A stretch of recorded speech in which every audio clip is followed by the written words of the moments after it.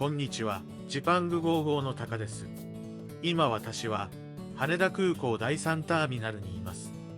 天井がライトアップされていて、すごいですね。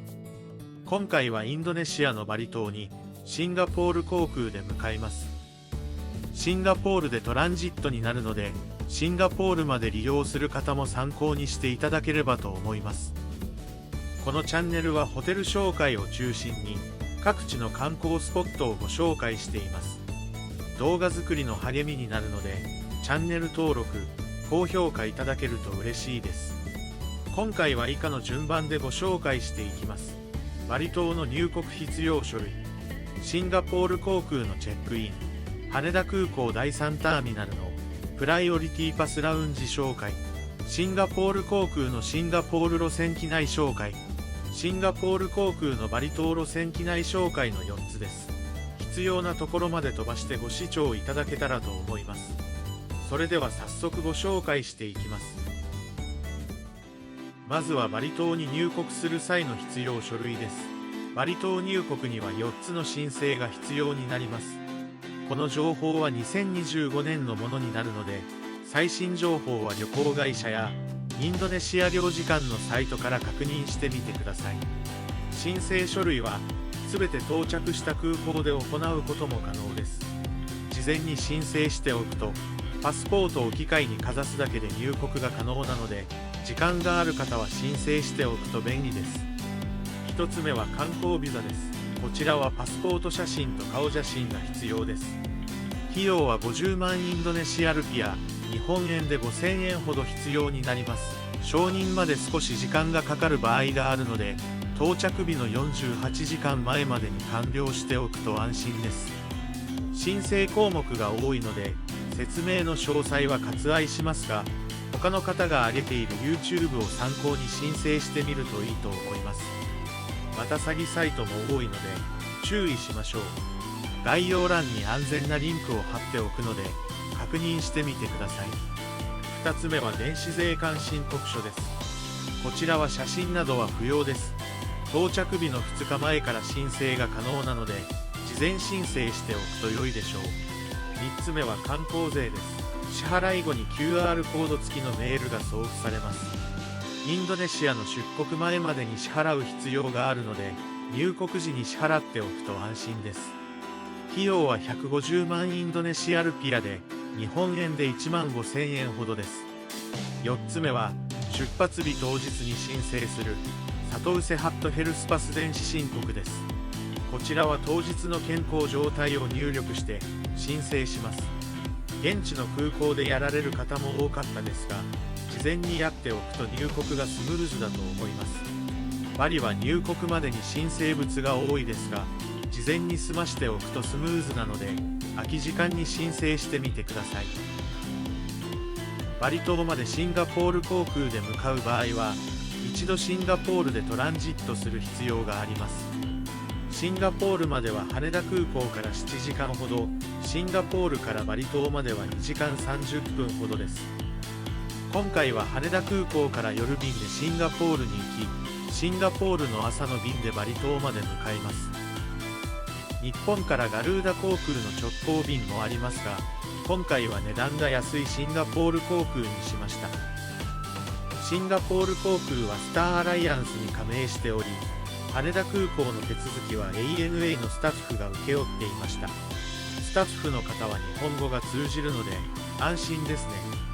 機械で預け荷物のタグを出し、チェックインカウンターに並びます。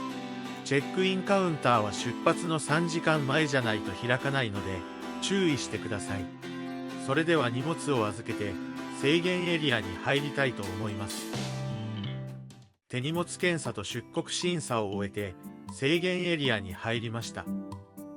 羽田空港には各航空会社のラウンジもありますが、今回はプライオリティパスで利用できるラウンジをご紹介します。手荷物検査の目の前にはクレジットカードのステータスで利用可能なラウンジもありました。ここは飲み物のみ利用可能なようです。プライオリティパスのラウンジは少し歩いた奥の場所にありました。24時間営業で3時間利用することができます。私は夜の9時30分頃訪れたのですが、30分待ちでかなり混雑していました。トイレが別のフロアなので、エレベーターで移動する必要があり、かなり面倒でした。20分ほど待って中に入ることができました。席数はそんなに多くないですが、フライトの時間で人の出入りも激しいので、空いた席に入るといった感じでした。雑誌なども置いてありました。料理はいろいろあり、おにぎり、焼きそば、唐揚げ、クッキー、マカロンがありました。マカロンは味の種類が多く、食べ放題なのが嬉しいですね。カレーなどもありますね。他にもソーセージ、温野菜、枝豆などがありました。インスタントの味噌汁、うどん、ラーメンもありました。ハーゲンダッツのバニラ味もあり、食べ放題でした。ソフトドリンクもジュースやお茶などがありました。ワイン、ウイスキー、カクテルなどもあります。ビールサーバーで札幌ビールもありました。コーヒー、カフェラテ、日本茶、紅茶などもあります。イロハスのミネラルウォーターが出るウォーターサーバーも設置されていました。ルイボスティーとチーズもありました。座席は広めの席やカウンター席などもあり、充電できるようになっていました。アップルパイなんかも置いてありました。意外に料理の種類は多かったですね。マカロンが食べ放題なのも珍しいので、嬉しいサービスでした。気軽に食べれるインスタントがあるのも嬉しいですね。ただ席数が少ないので、時間帯によってはかなり混雑しているのと、トイレを利用するのに一度エレベーターに乗らないといけないのは面倒ですね。それでは出発までゆっくりしたいと思います。シンガポール航空は22時55分出発の便で、22時30分から搭乗開始でした。優先搭乗は22時20分頃から行われていました。受付も ANA の職員の方が行っていました。それでは搭乗したいと思います。今回はエコノミーの席で深夜便になります。座席は窓際3列、中央3列の配置でした。中央席も3人席なので少しゆとりがありますね。座席には枕と毛布が用意されていました。シートの幅は181センチメートルの私だと少し狭く感じますが、十分座れる広さでした。シートについている付属品も機能的ですね。ドリンクホルダーや小物入れ、USB 充電器がありました。シートポケットも小分けになっているのでとても便利ですね。イヤホンは袋に入っており、搭乗前に撮るスタイルでした。画面モニターも日本語設定ができます。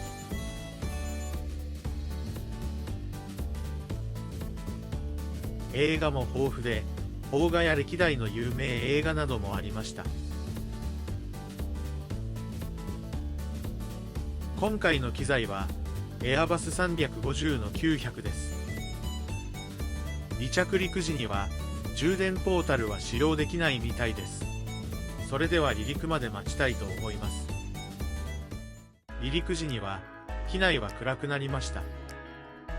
離陸直後におしぼりを配っていただきました。シンガポール航空のウェブサイトから機内食の内容も確認することができます。ドリンクなども選ぶことができました。種類は豊富そうでしたが、私は注文したウイスキーは全く来ませんでした。機内食が出るときなど、忙しいタイミングでは注文するドリンクは選んだ方がいいですね。ドライフルーツやチョコレートなどは言えばくれるそうです。こちらも注文するタイミングは考えた方がいいかもしれません。7時間以上のフライトだと、耳栓やアイマスクが入ったポーチがエコノミーでももらえるみたいです。出発してから1時間30分ほどで機内食が出てきました。メインとパン、フルーツとゼリーが出されました。お水はカップでの提供でした。今回はすき焼き風のビーフを選びました。味はお肉とご飯がよく合っていて美味しかったです。機内食の味は日本人好みになっているので安心して食べれると思います。シンガポール航空のクリス・フライヤー上級会員は機内食が早めに提供されるようです。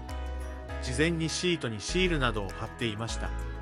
すぐ寝たい人は食事が早く出てくるのでいいですね。機内食が終わると機内は暗くなってきました。機内のアナウンスも日本語が流れていました。トイレの前には手洗いスプレーがありました。中には袋に入った歯ブラシも置いてありましたが、少し汚れていたので使用はしませんでした。ただ歯ブラシが置いてあるのは嬉しいですね。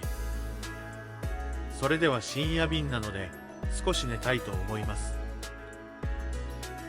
一眠りしたらシンガポールが近づいてきました。深夜便だと機内食を食べて寝たらあっという間に着いてしまいますね。それでは着陸です。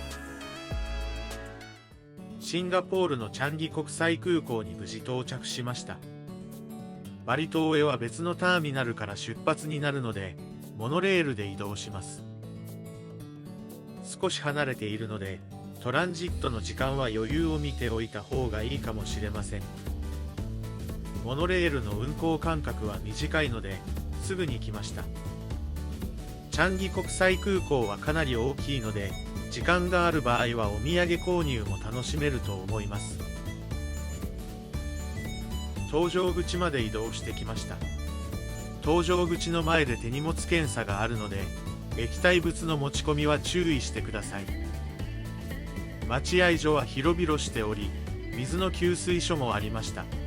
空のペットボトルや水筒があると給水ができるようです。それでは搭乗まで待ちたいと思います。出発が少し遅れましたが今回は早朝便でバリに向かいます。座席の配置は先ほどの飛行機と一緒でした。機材はボーイング787-10で先ほどとは違う機体でした。シートポケットや座席幅も作りは先ほどの機材とあまり変わりがありませんでした。充電する位置などは分かりやすくなっていましたね。画面は日本語設定も可能でした。シンガポールからバリ島のデンバサール空港までは2時間30分ほどです。今回は飛行時間が短めなので機内が明るいまま飛行していました。離陸してからすぐにおしぼりが渡されました。機内食も離陸から1時間ほど経って提供されました。今回は2種類から選べスパイシーヌードルにしました。他にもヨーグルト、パン、ペットボトルで水が提供されました。結構辛めだったので辛いのが苦手な方は辛くないものを選んだ方がいいかもしれません。食べ終わるとコーヒーや紅茶などのサービスがありました。2時間ほどのフライトだったのであっという間のフライトでした。それではそろそろ着陸です。無事バリ島のデンバサール国際空港に到着しました。あっという間でしたが深夜便でトランジットがあるとやはり少し疲れますね。入国審査は事前にオンライン申請していたのでスムーズでした。未申請の方はかなり並んでいたので手間かもしれませんが事前に申請はしておいた方が安心だと思います。手荷物を受け取るとeSIM 契約のお店やコンビニなどが立ち並んでいました。タクシーなどのピックアップ先は通りを進んだ先にあります。それでは今回のシンガポール航空バリ路線いかがだったでしょうか。バリ島のデンバサール空港の様子やバリ島の観光情報は別動画でご紹介したいと思います。また次回の動画ではアパルバケンピンスキーバリに宿泊した様子をたっぷりご紹介しますのでそちらの動画も確認してみてください。今回の動画が少しでも皆さんの旅行に役立てられたら嬉しいです。動画作りの励みになるのでチャンネル登録、高評価をお願いします。最後までご視聴いただき、ありがとうございました。それではまた次回動画でお会いしましょう。さようなら。